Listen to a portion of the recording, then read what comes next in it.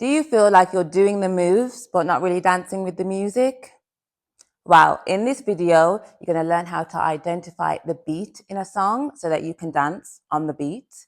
You're going to be able to understand the counts in music, and you're going to be able to use timing to actually add some dynamic texture and control into your dance so that you really stand out. This is for any kind of dancer, any kind of dance style, and whether you're beginner all the way through to advanced, anyone that wants to be able to improve their musicality so that they can really dance on the music. So let's get into it.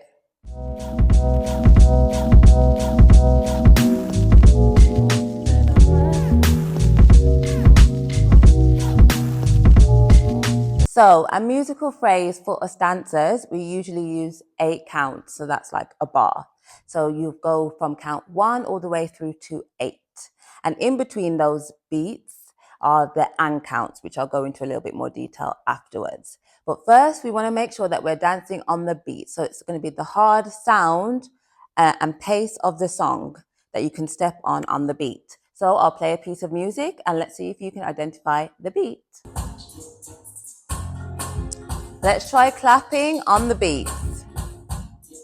And 5, 6, 7, 8, and 1, 2, 3, 4, 5, 6, 7, 8, and 1. So once you've identified the beat that is running consistently throughout, then what you can do is try to play with it so you can make sure you can really identify every beat that happens in the music. So you can say clap on the count of 1 and the count of 4, for example. So you would clap 1, 2, 3, 4, 5, 6, 7, 8. And you can do that for different times in the music. So you can try count 2 and count 5. So it would be 1, 2, 3, 4, 5, 6, 7, 8. And just get really comfortable with knowing the count that you're on. Especially for dancers, it is really helpful being able to do that, especially when we start to do choreography pieces, knowing what move you're supposed to be doing on each count. What I find, or how it was explained to me once when I was learning this, was the counts 1 and 5 tend to be the most strongest in the music. So what that means is normally that there's instruments being added, or maybe the voice, they start singing on the voice, or instruments are being taken away on the count of 1 and 5. And that tends to either sound a lot louder than the rest of the counts, or it can sound like, oh, it's gone really quiet. So there's like a change in the music. So knowing that the counts of 1 and 5 tend to be a bit stronger, how it was explained to me is that the count of 1 is like the king, and then the count of 5, it doesn't happen on every piece of music, but generally speaking, the count of 5 will be strong, but not as strong as count 1. Count 1 is normally the strongest count, and that sometimes you might hear it be called when the beat drops. So that's usually on the count of 1, and there's usually it's a lot louder. That usually means that they either start singing, or there's drums, or there's other instruments that are happening on the count of 1 to make it louder. Yeah. And so if we know that, then we can do things with our body when we're dancing to make your movements more dynamic. So if you do something on the count of 1 or 5 different to what you were dancing before, it usually looks stronger, and this is what we start to build on for musicality. So say you were keeping the beat, dancing 1, 2, 3, 4, 5, 6, 7, 8. You can choose to then do something different on the count of 1. Let's just do count of 1 for now, something different. So we've gone 1, 2, 3, 4, 5, 6, 7, 8, and 1, 2, 3, 4, 5, 6, 7, 8. Yeah?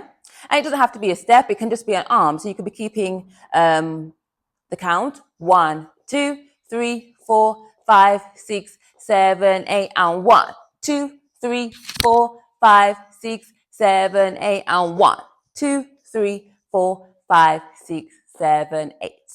And depending on the music that you are dancing to or listening to, you can do it on 1 and 5, because that's usually the strongest one. So we could do 1, 2, 3, 4, 5, 6, 7, 8. Yes? And that's how we build up musicality and added dynamic and control. As I said, different songs might play with that. So you might listen to a song and actually you can hear something on the count of 2, 4, and 6. So instead of doing your movement on 1, you now do it on the count of 2. And you can play along with that. If you're finding this video useful, don't forget to give it a like, subscribe, and share it with a friend so that they too can level up their musicality and their dancing. So we've been talking about single timing. And what I mean by single timing, meaning on the beat. So 1, 2, 3, 4, 5, 6, 7, 8.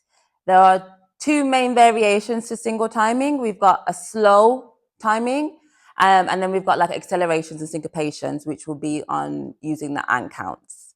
So let's talk about the and counts, because I promised that in the beginning of the video. So and counts, so we've got the count 1, 2, 3, 4, 5, 6, 7, 8. And in between each number, there's an and count there. So which means it is happening in between beats.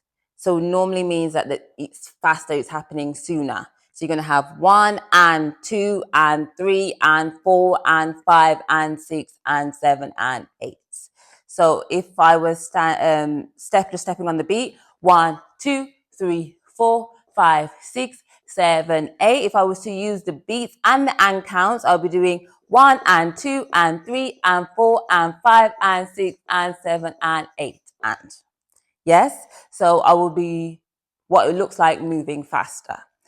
And depending on the music, sometimes there'll be like you'll hear it really distinctively, like an and count. So like you'll hear it say 7 and 8 or 8 and 1. It will be quite distinctive with the instruments, and you can play on that. So instead of going your normal beat taking, you would accelerate at that moment. And it doesn't have to just be on the beat. It could be 1 and 2, 3 and 4, 5 and 6. All different movements that you want to do an acceleration. Yes? So that is how you can elevate your dancing using acceleration or double timing. The next timing I want to talk about is slow timing. So we have, which means you're not going to be stepping on every beat. So typically you would step, let's say, on 1, 3, 5, and 7. Yeah. So if we did it for counting, it would be 1, 2, 3, 4, 5, 6, 7, 8. And if we were stepping, it would be 1, 2, 3, 4, 5, 6, 7, 8. And if you use slow timing as well as single timing as well as acceleration, that gives you a dynamic in your dancing, and then you start to build on your musicality. So if I was going slow, and then I went fast, and then maybe I went on the beat, exactly, you can play a lot doing that. So let's put the music back on and do a bit of that. We listen.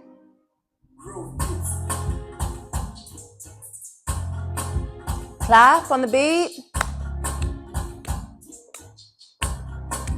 Clap on 1 and 5.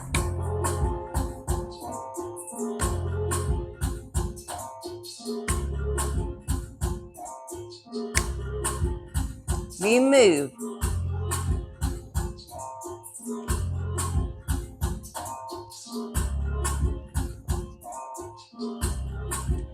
Slow timing. 1, 3, 5, 7. 1, 3, 5. Every beat is 1, 2, 3, 4, 5, 6, 7, 8. Even though the music has gone down, you can still step on the beat. Now the strong beats. 1.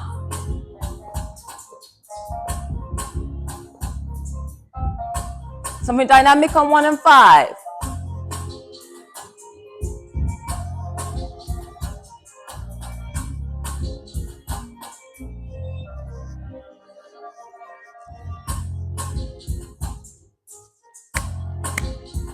and count. 1 and 2 and 3 and 4 and 5 and 6 and 7 and 8 and 2 and 3 and 4 and 5 and 6 and 7 and 8. Slow time. 2, 3, 4, 5, 6, 7, 8. Thank you for watching. Don't forget to hit like, subscribe if you haven't, share this video with a friend. And I've been Christina of Mckiztosh Dance, and I'll see you in the next video.